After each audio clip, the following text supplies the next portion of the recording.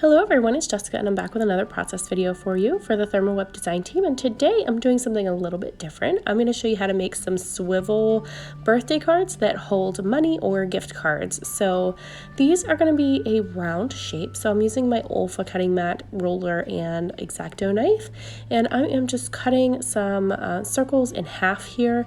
I have cut all of my circles at 4 inches, so I've already cut some out here, as you can see, with some white cardstock and some pattern paper by a collection by Close to My Heart.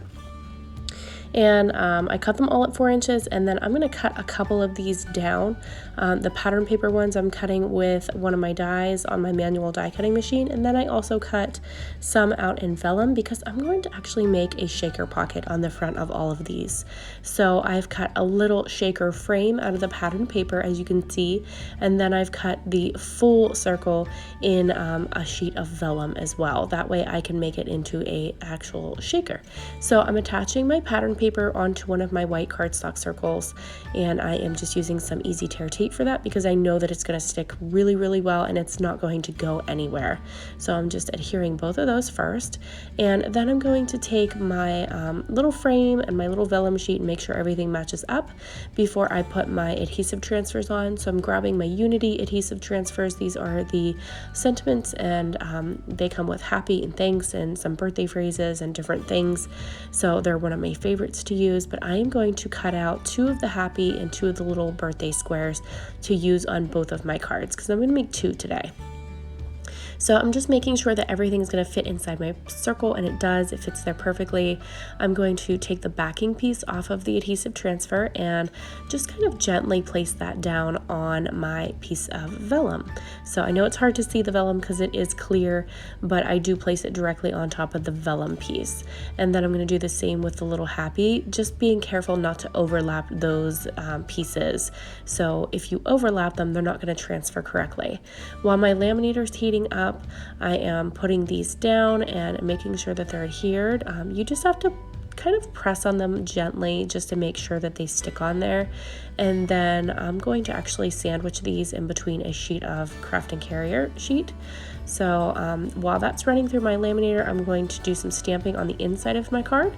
So I've just pulled out a stamp set by Unity called All About Today, and I'm just going to stamp this little sentiment on the bottom that says it's all about today, and then another one from my stash that says happy birthday. So I've stamped that a few times using some black Archival ink, and then I'm actually going to sew around those as well so that they make a little pocket inside the back or inside of my card. So here is the transfer sheets out of my hot laminator. I've peeled off that top piece. Now you cannot see where they are unless you look really close, but they are there, and I just lay some sheets of glass slipper Deco foil over top and run it back through my laminator inside the craft and carrier sheet again, and then as you can see, it comes out all foiled and gorgeous. So I just love that color in that glass slipper. It's so pretty. And then I'm going to go on and make my little shaker pocket out of it. So I'm using the adhesive foam roll in the 1/8 size. It's a little bit thicker than the 1/16 size. So I went with that today, and I'm just cutting little pieces apart and going the whole way around where I want my shaker pocket to sit. And the reason why I left a frame on the top is so that that'll cover up any adhesive marks that I have, and I can hide all of these little adhesive strips underneath that frame. So as you can see here, I've got my adhesive all around my layout. I'm filling up that little pocket with my glitter, and then I'm just going to go around my frame and attach my frame to my clear vellum sheet using the Ultra Bond liquid adhesive. And mine does tend to clog up sometimes, so I just take a little pin and poke through the top, and then it works fine again. And then here I am attaching my little frame and my vellum sheet directly on top of that 3D foam tape, and it's super sticky, so I don't have to worry about anything coming apart or anything spilling out. So as long as you get it all taped down and fill in all of the edges, then you know nothing's going to come out there. So silly me, I forgot to peel off some of the backing pieces, so you'll see me fix that a little bit later in this video. So I went ahead and sewn around the edge of my pocket just to make that little place to hold my money or a gift card. And then here I'm just going to attach the back pattern paper piece using my tape runner real quick. So I'm doing that to both of my cards. So that's going to be the back. And then I'm flipping that back over to where it goes. See, here's where I find that my backing wasn't peeled off of my 3D foam tape.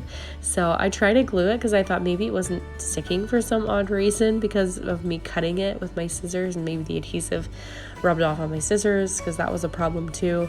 And I ended up using my X-Acto knife to actually finish cutting all of those little strips, which worked a lot better, mind you. So just FYI, it worked a lot better to cut the foam tape into those little strips using my X-Acto knife than it did with my scissors. So here I'm just pulling out my little foam mat, and I'm gonna poke a hole in the top because this is how I do my swivel. I'm gonna poke the hole in, and then I'm gonna stick a brad through there.